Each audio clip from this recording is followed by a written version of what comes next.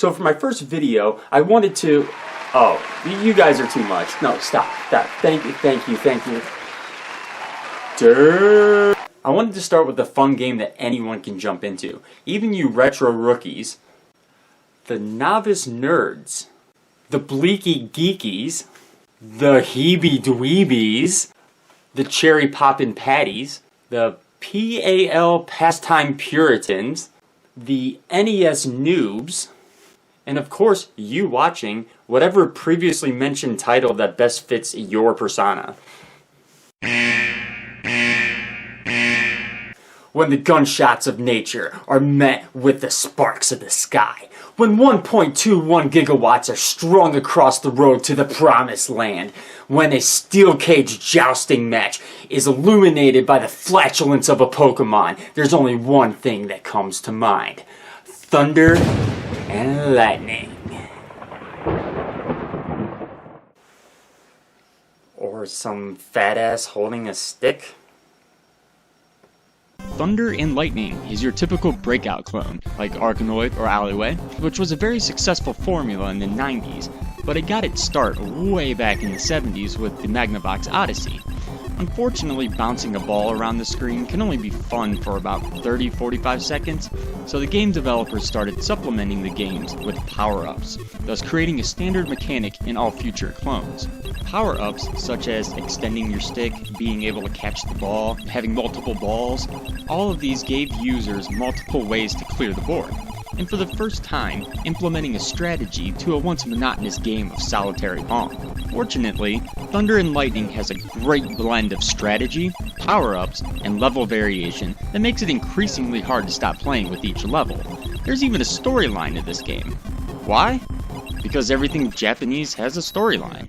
The dude is hungry, and he pisses off the Thunder Gods, and blah blah blah, blah blah, some Japanese stuff, blah blah blah. Who gives a rat's ass? You play as Raiden. Just kidding. I call him Chin Fat.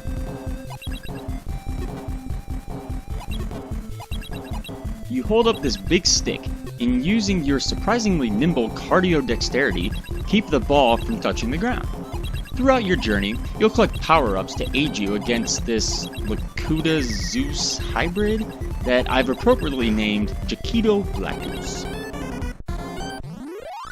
When you hit a spaceship, submarine, or jet plane, you'll get one of 8 power-ups. A baseball glove that allows you to catch the ball and release it wherever you want. A slow ball, which, of course, makes the ball slower. A big ball, which makes the balls bigger. That's what she said! Long, which lengthens the stick Chin Fat is carrying. That's what she said. Excuse me?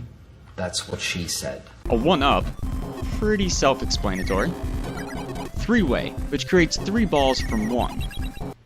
That's what she said! Okay, enough of that. Moving on. 6-way, which is the same as the 3-way, but with 6 balls. And a missile that allows you to shoot blocks. This is the spread gun equivalent of this game. Once you have the missiles, it's game over for Jaquito. There are a variety of enemies that you will have to battle while clearing the stage. They each have unique abilities that only frustrate you more and more as you watch your life total diminish with every exasperating move. There are 30 stages that you'll have to battle your way through on your quadrilateral genocide for tasty treats. Some stages are easy, but most of them pose quite a challenge to the breakout beginner. Be assured, you will replay these levels over, and over, and over, and over, and over, until you think you have it figured out. Then, you'll fail again, and wonder how you even passed show and tell in grade school. Eventually, you'll get the hang of it and become a true TNT master. No brick or mediocre comedian / actor / lightning god will stand in your way. Unless, of course, you hit him in the taint with a big metal ball.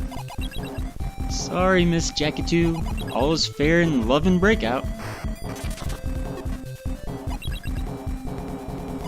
So let's break it down. First, the gameplay.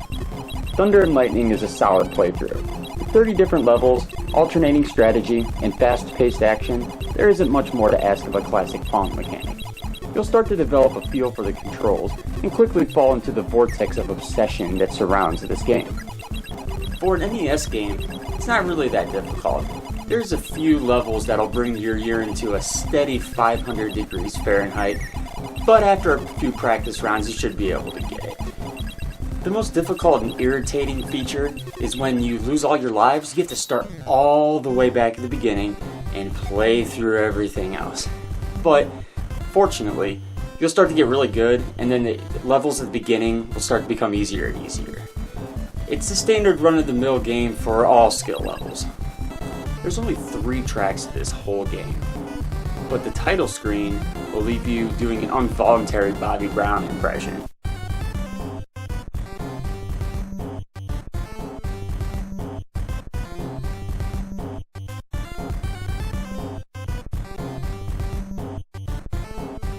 The gameplay song kicks ass too, but it doesn't change, so I hope you get used to it. If you're sick of the same song over and over and over, I suggest playing Michael Jackson's 1982 best-selling album, Thriller.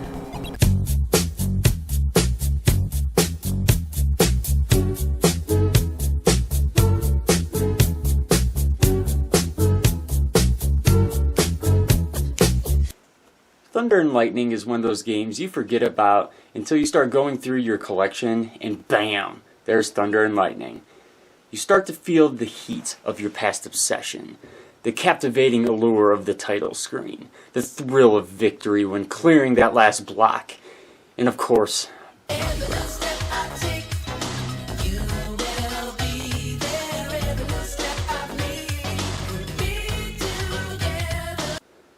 and without question, you will grab that game off the shelf, stick it in. That's what she said! God damn it, Michael Scott. And relive the experience that is Thunder and Lightning.